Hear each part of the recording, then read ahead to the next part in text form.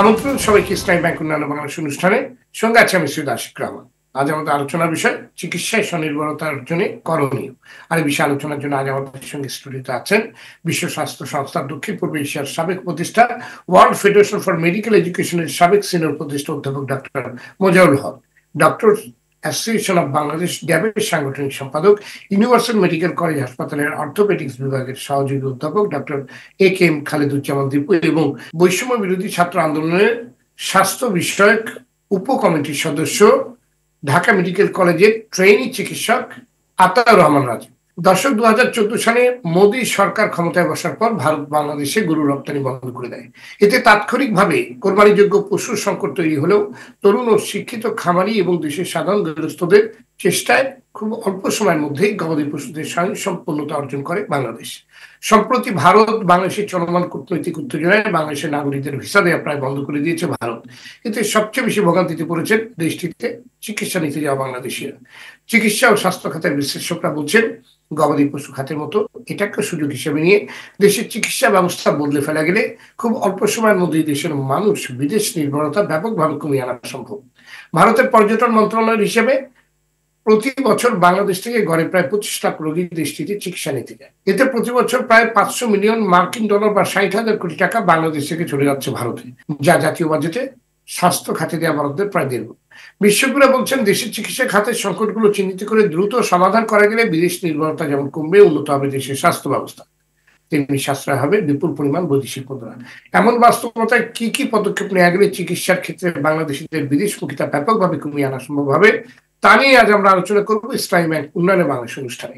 আপনাদের সবাইকে আলোচনায় স্বাগত জানাচ্ছি। অধ্যাপক ডক্টর মোজাহিরুল হক, শুরুতেই আত্মসমালোচনায় শুনতে চাই, বাংলাদেশের চিকিৎসা খাতের কোন দুর্বলতার কারণে প্রতি বছর 25 লাখ মানুষ ভারতে চিকিৎসা নিতে যায়? ধন্যবাদ আপনাকে। চিকিৎসা নেয়ার যেমন স্বাধীনতা সবার আছে, আবার যে কোনো জায়গায় যে কোনো ডাক্তারের কাছে চিকিৎসা নেওয়ার স্বাধীনতাও আমাদের আছে। এখন কথা হচ্ছে যে বাংলাদেশ থেকে কেন প্রচুর পরিমাণে রোগী বিভিন্ন দেশে যায়, বিশেষ করে ভারতে, তার অনেকগুলি কারণ আছে।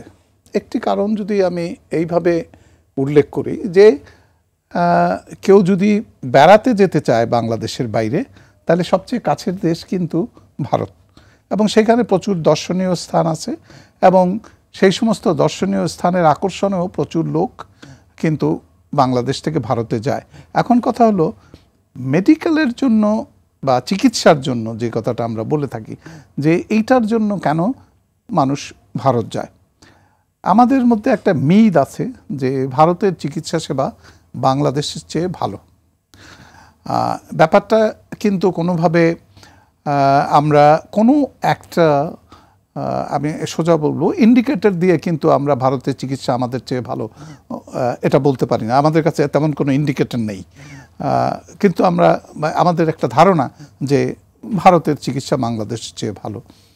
তো এই ধারণার বশবর্তী হয়ে প্রচুর লোক বাংলাদেশ থেকে ভারতে চিকিৎসার জন্য যায়। দুটো কারণ, একটা আমি আগেই বলেছি যে একটা দেশ দেখা হলো, আবার সেই চিকিৎসাও নেওয়া হলো, মানে রথ দেখা কলা বেচা দুটো একসাথেই হয়ে গেল। এটা একটা আকর্ষণ। তো এখন তাহলে আমাদেরকে প্রথমে নিশ্চিত করতে হবে যে আমাদের দেশে ভালো চিকিৎসা আছে এবং এইখানে চিকিৎসা নেওয়া সম্ভব, এইটা জনগণকে উপলব্ধি করতে হবে।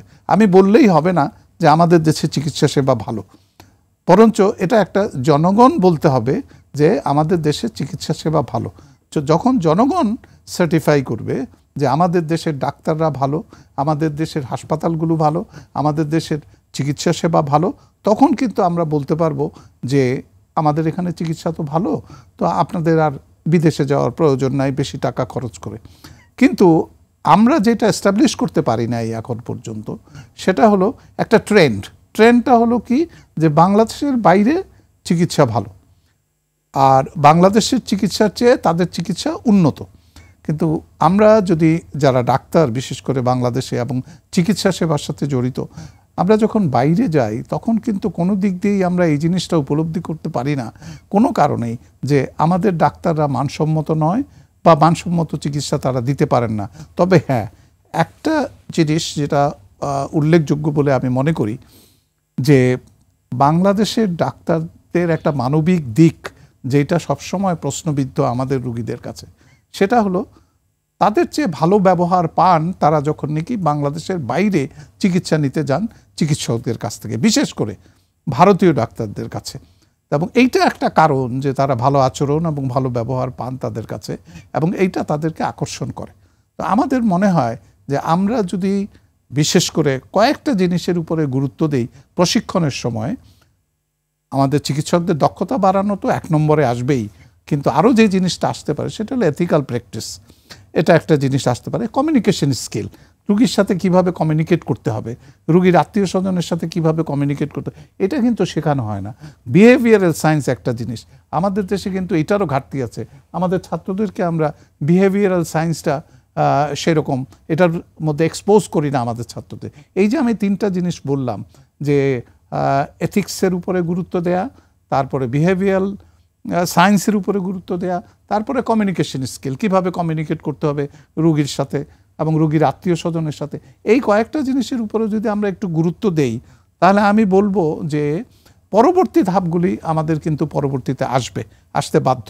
কারণ তখন রুগীরাই ডাক্তারদেরকে কিন্তু ডাক্তারদের প্রশংসা করতে শুরু করবেন, ভালো ব্যবহার, ভালো আচরণ, ভালোই। আর সেটা একটা কিন্তু প্লাস পয়েন্ট আমাদের হতে পারে। সেটা নিয়ে আমি আপনার কাছে পরে আবার আসবো। ধন্যবাদ আপনাকে। জনাব আতাউর রহমান রাজীব, দেশের রোগীদের ভারতমুখিতাকে তরুণ চিকিৎসকরা কিভাবে দেখছেন? এখন রিসেন্টলি যে ইনসিডেন্সটা ভারত করতেছে, যে আমাদের চিকিৎসা বাংলাদেশ থেকে চিকিৎসা দেওয়ার জন্য মানুষজনকে নিতে চাচ্ছে না তারা, তো এই ক্ষেত্রে যেমন এটা আমি মনে করি যে বাইরে স্যারের সাথে একমত যে আমাদের বাইরে যাওয়ার কোনো প্রয়োজনীয়তা আমি দেখি না। কেন দেখি না স্যার? এটা হলো আমাদের দেশে অনেক এক্সপার্ট লিজেন্ডারি প্রফেসর আছেন, স্যার আছেন, ইনস্টিটিউশন আছে, যেমন বিএসএমএ বলেন, ঢাকা মেডিকেল কলেজ বলেন, নিউরো সায়েন্স বলেন, সবগুলো প্রতিষ্ঠানে যদি আমরা প্রপার চিকিৎসাটা দিতে পারি বা পেশেন্টকে যদি আমরা আশ্বস্ত করতে পারি যে হ্যাঁ এখানে সব কিছু করা সম্ভব, যে আপনি যে পরীক্ষাটার জন্য বা যে সেবাটার জন্য বাইরে যেতে চাচ্ছেন সেটা বাংলাদেশেই সম্ভব, তো সেই ক্ষেত্রে এটা কমে যাবে। আর একটা জিনিস, বাংলাদেশে যেসব সরকারি হাসপাতালগুলোতে আছে সেই হাসপাতালগুলোতে অনেক পেশেন্টের চাপ থাকে।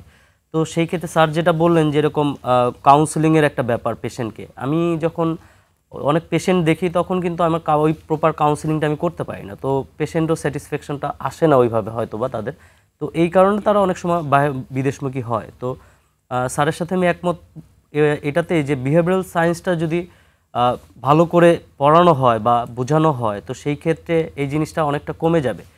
প্র্যাকটিস, বাস্তব লাইফে প্র্যাকটিসের ক্ষেত্রে এটার প্রভাব খুব বেশি পড়বে, ইম্প্যাক্ট পড়বে, যার ফলে ডাক্তার ওইভাবে প্রস্তুতি নিয়ে রোগীদেরও ওইভাবে চিকিৎসা সেবা দিতে পারবে এবং এক্ষেত্রে অনেকটা কমে যাবে।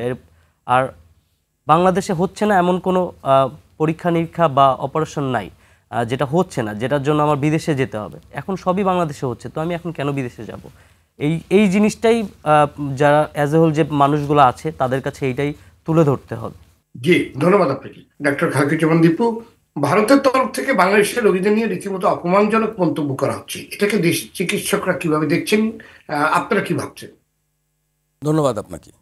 আসলে যেই রোগীদের যেটা স্যার বলেছেন যে চিকিৎসা নেওয়াটা মানুষের একটা মৌলিক অধিকার এবং সে তার নিজস্ব চিকিৎসা নেওয়ার স্থান এটা সে নিজের থেকে সিদ্ধান্ত নিতে পারে, কিন্তু বর্তমান যে পরিপ্রেক্ষিত সেই পরিপ্রেক্ষিতের আলোকে যে আমাদের রোগীদের সম্পর্কে বিরূপ মন্তব্য বা যেই কথাগুলো আসতেছে সেটা সেই জিনিসটা অত্যন্ত দুঃখজনক এবং এটা কখনোই কোনোভাবেই একজন মানুষ হিসাবে কাম্য হতে পারে না। এটা হচ্ছে আমার প্রথম কথা। আর যেই ব্যাপারটা খুব ইম্পর্ট্যান্ট সেটা হলো যে সার্বিক দৃষ্টিকোণটাকে আমাদেরকে একটু আসলে বোঝা উচিত। আজকে থেকে 40 বছর আগে চিকিৎসার জন্য কোনো বিশেষায়িত চিকিৎসার জন্য আমাদেরকে দেশের বাইরে যেতে হতো, যেটা আমাদের দেশে ওই সময় হয়তোবা সেই ধরনের ব্যবস্থা ছিল না। কিন্তু বর্তমানে যেই ধরনের চিকিৎসা করার জন্য আমাদের দেশের রোগীরা ভারত বলেন বা অন্যান্য দেশেও যাচ্ছেন, তার 98% ক্ষেত্রেই আমি একজন চিকিৎসক হিসেবে মনে করি যে তাদের যাওয়ার আসলে তেমন কোনো প্রয়োজন নেই। তেমন কোনো প্রয়োজন যে নেই, এটার যদি আপনি বলেন যে আমি কোন মাপকাঠিতে এই কথাটা বললাম, আমি শুধু আপনাদেরকে সবাইকেই আপনার মাধ্যমে বাংলাদেশের সমস্ত দর্শক শ্রোতাকে বলতে চাই যে আপনারা শুধু একটা মানদণ্ড একটু চিন্তা করেন যে যখন 2020 সাল থেকে মার্চ মাস থেকে যখন লকডাউন হলো, সারা পৃথিবীর সাথে সবার যোগাযোগ বন্ধ হয়ে গেল, যখন এই যে 2020 থেকে শুরু করে 22 পর্যন্ত যখন কঠোর লকডাউন, কোথাও যাওয়া যাচ্ছে না, তখন বাংলাদেশের চিকিৎসকরা কিন্তু তাদের জান প্রাণ উজাড় করে এদেশের মানুষের চিকিৎসা সেবায় কিন্তু তাদের কাছে থেকেছে এবং চিকিৎসা সেবা দিয়ে গেছে। এবং এমন কোনো অপারেশন বলেন, এমন কোনো চিকিৎসা বলেন, সেটা কিন্তু বন্ধ হয় নাই। আমি নিজে ব্যক্তিগতভাবে একজন চিকিৎসক হিসাবে বলতে পারি যে আমি একদিনের জন্যেও, মানে করোনার সময়, ওই কোভিড সময় আমি একদিনের জন্যেও কিন্তু আমার যে দায়িত্ব, সেই দায়িত্ব থেকে আমি পিছপা হই নাই। এবং ওই সময় আমরা প্রত্যেকটা অপারেশন, প্রত্যেকটা এবং বিশেষায়িত অপারেশন, যেমন আমার সাবজেক্টে আছে হিপ রিপ্লেসমেন্ট, নি রিপ্লেসমেন্ট, আর্থোস্কোপিক সার্জারি, প্রত্যেকটা জিনিস কিন্তু আমরা করেছি এবং এই দেশের মানুষ কিন্তু আমাদের কাছে এসেছে। ভারতেও কিন্তু আমাদের কিছু সিনিয়র জুনিয়র মানে বন্ধু চিকিৎসক আছেন এবং যখন ওনাদের সাথে আমাদের রোগীরা বাংলাদেশ থেকে যোগাযোগ করেছেন, ওনারা কিন্তু আমাদের কাছে ওনারা কিন্তু বলে দিয়েছেন যে তুমি ওইখানে যাও, ওইখানে তোমার এই চিকিৎসা ব্যবস্থা আছে, তোমার কিন্তু এইখানে আসার দরকার নাই। তো ব্যাপারটা হলো এটাই যে সত্যিকার অর্থে আমাদের কিন্তু, আমরা চিকিৎসার ক্ষেত্রে আমি বললাম যে আমরা এখন বেশিরভাগ ক্ষেত্রেই কিন্তু স্বয়ংসম্পূর্ণ। তো প্রবলেমটা কোথায়? প্রবলেমটা হলো, একটা প্রবলেম হচ্ছে আমাদের মানসিকতার, আর আরেকটা প্রবলেম হচ্ছে আস্থাহীনতার। আস্থাহীনতাটা কেন? অপারেশন আসলে আমাদের দেশের যে সার্বিক হাসপাতালগুলো বলেন বা যেখানে চিকিৎসা আমরা নিতে যাই, সব কিছু মিলে হেলথ সেক্টরের যেই একটা ব্যাপারটা, সেখানে যেই সমস্যাটা হয় সেটা হলো যে আমাদের কিন্তু বিশেষ কিছু জায়গায় হাসপাতালে কিন্তু ভিড় থাকে, মানে ওয়ার্কলোড অনেক বেশি থাকে।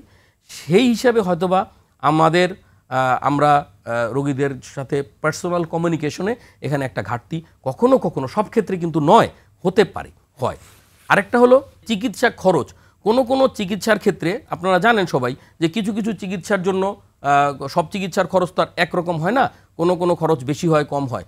তো আমাদের ক্ষেত্রে দেখা যায় যারা আমরা অপারেশন করে থাকি, অপারেশনের কিছু ইনস্ট্রুমেন্ট, কিছু যন্ত্রপাতি, এই জিনিসগুলো, ইমপ্লান্ট যেটা আমরা রোগীর শরীরে প্রতিস্থাপন করে থাকি, এই জিনিসগুলো কিন্তু আমাদের দেশে তৈরি হয় না। আমাদের এই জিনিসটার জন্য কিন্তু দেশের বাইরে থেকে, আমরা কিন্তু আমেরিকা থেকে, সুইজারল্যান্ড থেকে বা বিভিন্ন দেশ থেকে এই জিনিসগুলো আনতে হয়।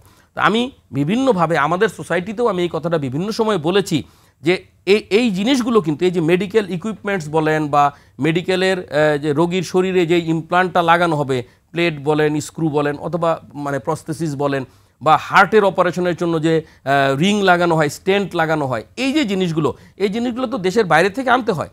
তো এইখানে যদি আমরা ট্যাক্সটাকে, যেই এটার উপরে যে শুল্কটা থাকে, এই ট্যাক্সটাকে যদি আমরা মানে একেবারে সম্পূর্ণ মাফ করে দিতে পারি, অথবা যদি মানে কমিয়ে দিতে পারি, তাহলেও কিন্তু আমাদের মানে দেশের রোগীরা অন্য জায়গায় মানে দেশের বাইরে যাওয়া থেকে অনেক ক্ষেত্রেই বিরত থাকবে। ধন্যবাদ আপনাকে অধ্যাপক ডক্টর মোজাহিরুল হক। স্বাস্থ্য খাত সংস্কারে কমিশন গঠন করা হয়েছে, আপনি এই কমিশনের অন্যতম সদস্য। তো এই কমিশন কোন কোন দিকে বেশি গুরুত্ব দিচ্ছে? ধন্যবাদ আপনাকে। হ্যাঁ, এটা সত্যি যে একটি স্বাস্থ্য সংস্থার কমিশন গঠন করা হয়েছে। সরকারের এটা একটা খুব ভালো উদ্যোগ।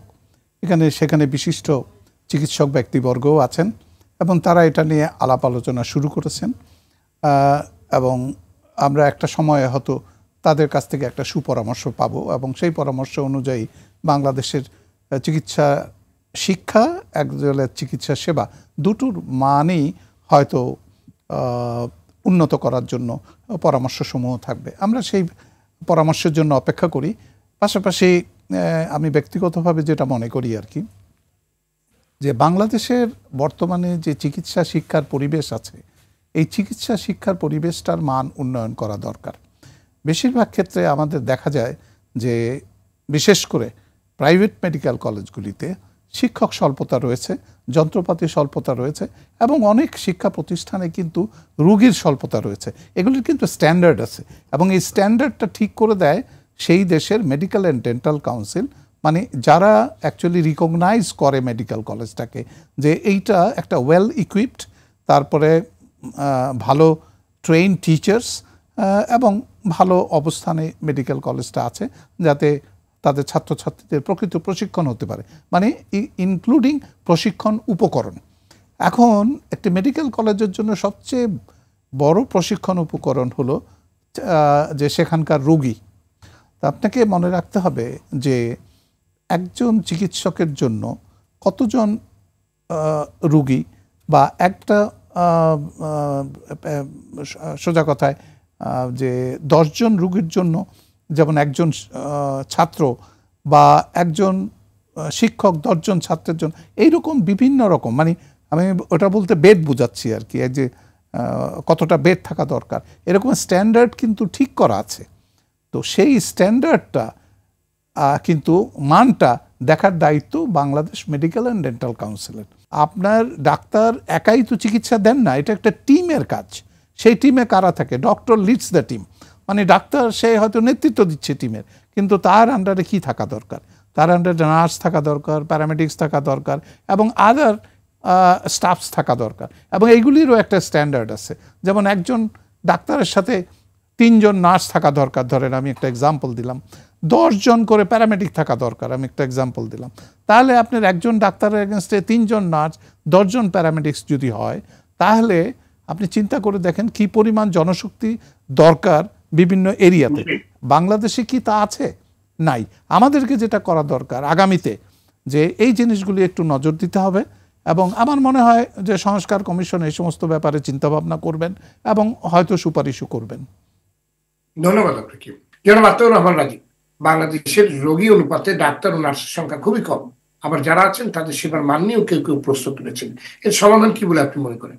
দেখেন, স্যার যে কথাগুলো বলেছেন, সরকারি হাসপাতালগুলোতে যেমন যদি দেখা যায় যে ওভার ক্রাউডেড থাকে পেশেন্টের, সেটা দিনের বেলাতে ম্যাক্সিমাম ওপিডিতে একজন আরএসের পক্ষে 300-400 রোগীর সেবা দেওয়া কখনোই সম্ভব না। সেই ক্ষেত্রে সে তখন হয়তো তার একটা পেশেন্টের ক্ষেত্রে সময়টা দেয় ম্যাক্সিমাম 1 থেকে 2 মিনিট, বাট সে চাইলেও কিন্তু সে 10-15 মিনিট দিতে পারে না। এখন এখানে কথা, যদি আমরা রেফারেল সিস্টেমটা চালু করতে পারতাম যে কোন রোগের ক্ষেত্রে কোন পেশেন্ট কে কাকে দেখবে, যে জুনিয়র লেভেল থেকে শুরু করে একজন প্রফেসর পর্যন্ত যাবে, তো সেই ক্ষেত্রে এই জিনিসটা অনেকটা সলভ হয়ে যেত হয়তোবা। লোকবল অবশ্যই বাড়ানো দরকার, যে কোন কোন ক্ষেত্রে লোকগুলো নিতে হবে। যেমন একটা ডক্টরের কাছে সাথে যদি তার টিমে যদি আপনি 3 জন নার্স অ্যাপয়েন্টেড করতে চান বা ওয়ার্ড বয় রাখতে চান, তো সেই ক্ষেত্রে আপনাকে ওই জনশক্তিটা বা জনবলটা আপনার দরকার হবে, যেটা নেই। যদি সরকারি হাসপাতালগুলোতে দেখা যায় যে আপনার আউটসোর্সিংয়ে কিছু মানুষজন ইনক্লুড করে, তো সেই ক্ষেত্রে সেই জিনিসটাও খুবই কম থাকে, কারণ ওদের ওইভাবে ফ্যাসিলিটি দেওয়া হয় না, তো সেই ক্ষেত্রে তারা ওইখানে জব করে না। দেশের চিকিৎসা ব্যবস্থায় রাজধানী কেন্দ্রিক হয়ে গেছে, সাধারণ চিকিৎসার জন্য মানুষ ঢাকা আসছেন, এর কারণ কি এবং করণীয় কি? এর কারণ আমার কাছে যেটা মনে হয় যে ঢাকা আপনার ধরেন রাজধানী, তো সেই ক্ষেত্রে সবাই মনে করে এখানে সব ফ্যাসিলিটি আছে। তো লাইক যদি আমার খুলনা থেকে যদি কোনো পেশেন্ট ঢাকাতে আসে, তো তাকে আমার জানতে হবে যে সে কেন এখানে আসতেছে, ঢাকাতে কেন আসতেছে, সে খুলনাতে কেন চিকিৎসাটা করায় নাই।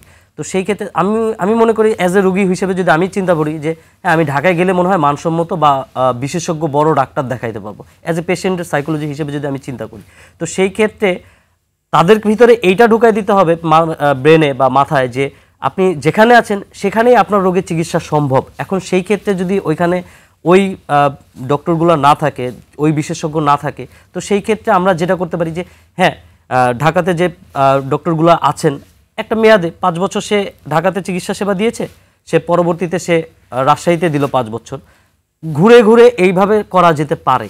যে আপনার ঢাকায় যে ফ্যাসিলিটি গুলো আছে চিকিৎসার ক্ষেত্রে, সেগুলো কি আমরা ঢাকার বাইরে নিশ্চিত করতে পেরেছি, কিংবা আমরা নিশ্চিত করতে পারছি না? সেটা এখনো করা সম্ভব হয় নাই, বাট এই জিনিসটা তাহলে তো মানুষ তো ঢাকাতে আসবেই, ডেফিনেটলি ফ্যাসিলিটিগুলো তো আপনার ঢাকার বাইরেও আপনার আমাদের নিশ্চিত করতে হবে, তা না হলে তো মানুষের আস্থা পাওয়া যাবে না। মানুষ তো এমনও দেখা গেছে যে জমি জমা বিক্রি করেও মানুষ ঢাকায় এসে চিকিৎসা নিচ্ছে।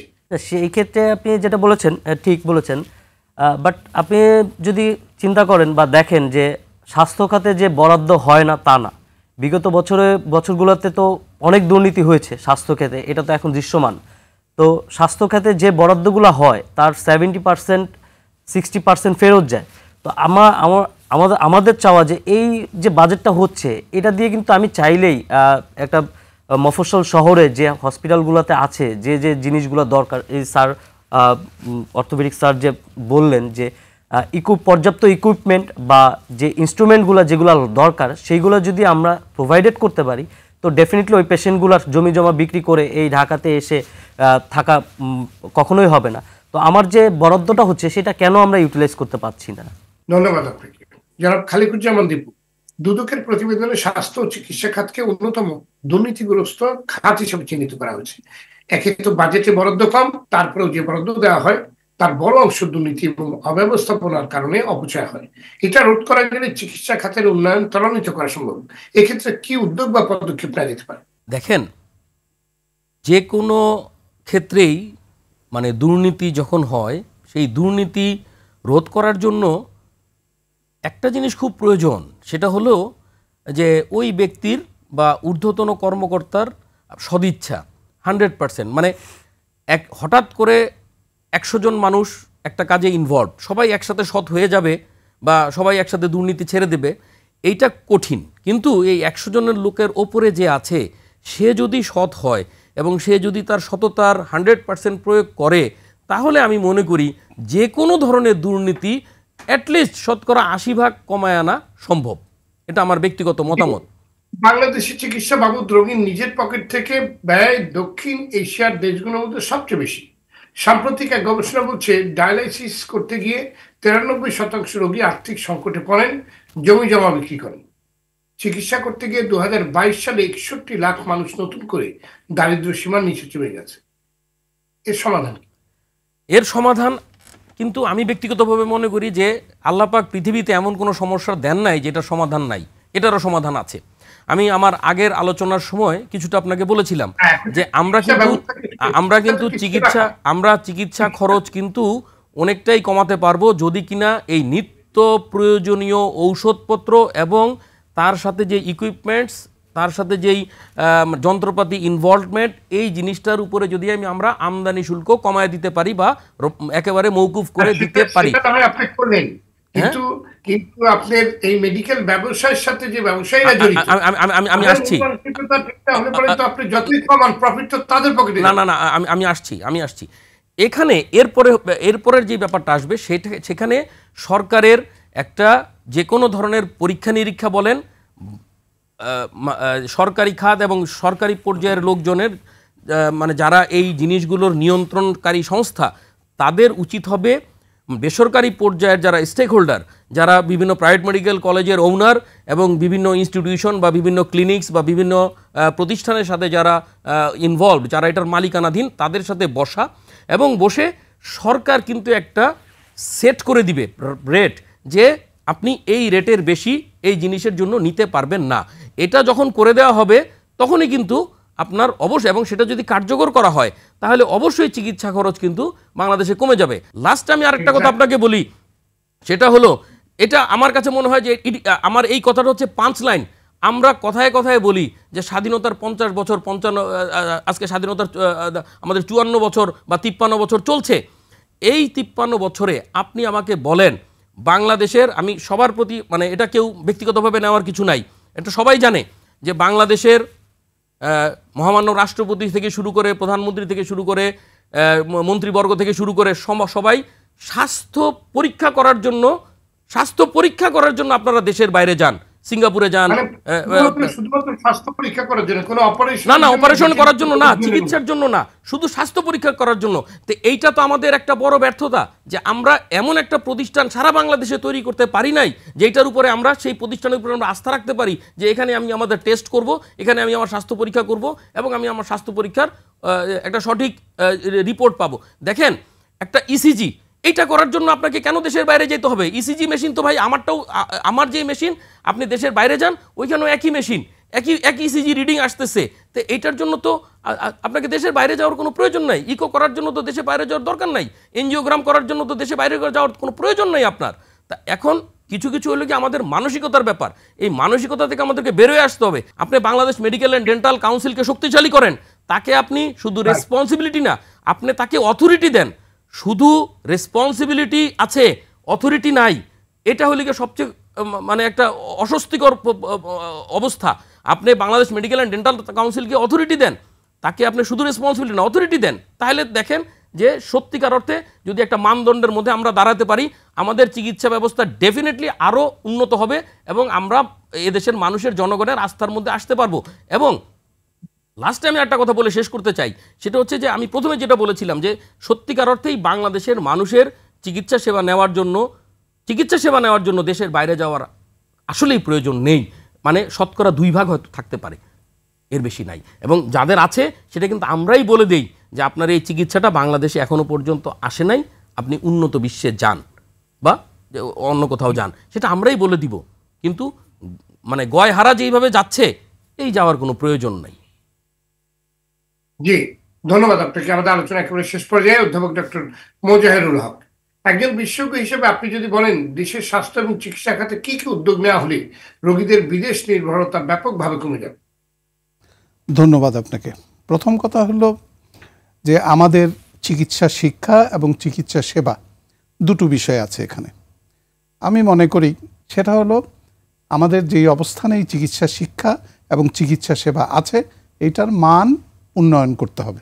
এটা মান উন্নয়নের জন্য আমাদের যা যা করণীয়, আমরা অপেক্ষা করছি সংস্কার কমিশনের কাছে, তারা যে সমস্ত সুপারিশ করবেন, আমাদের সরকার যেন আন্তরিকভাবে সেই সুপারিশগুলি সোজা কথায় বাস্তবায়ন করেন।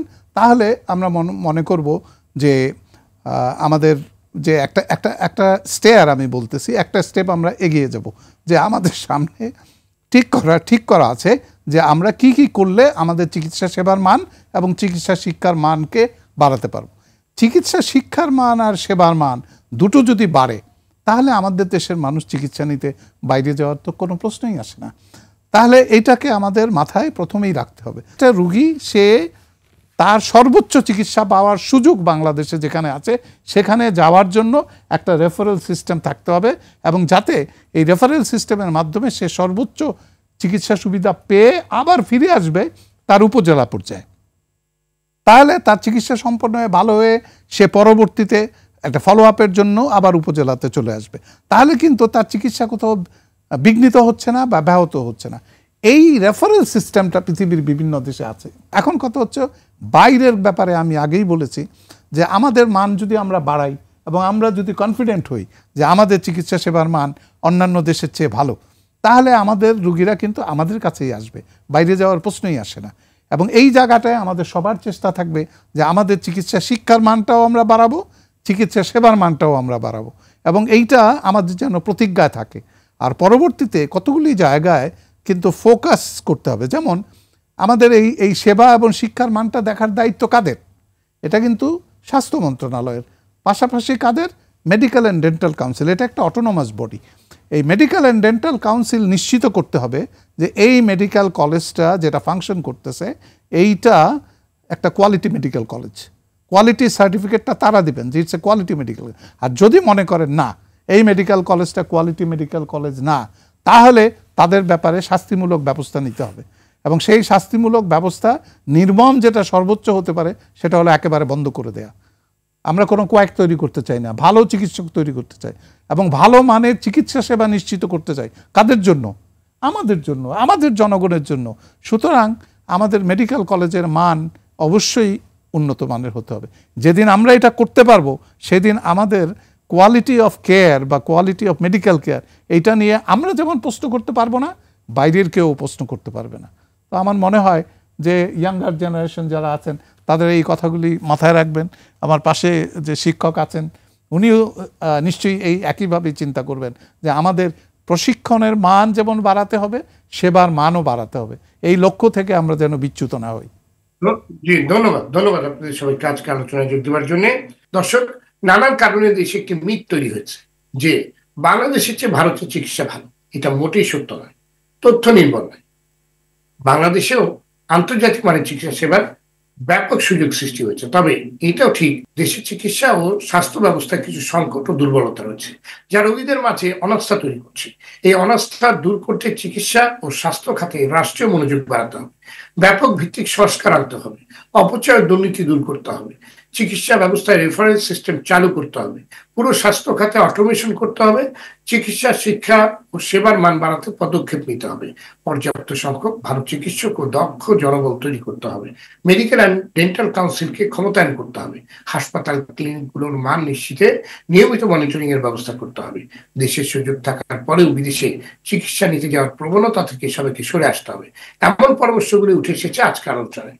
দর্শক, আজ এ পর্যন্তই। আগামী সপ্তাহে আবারও ফিরে আসবো। সে পর্যন্ত সবাই ভালো থাকুন, সুস্থ থাকুন, সঙ্গে থাকার জন্য ধন্যবাদ।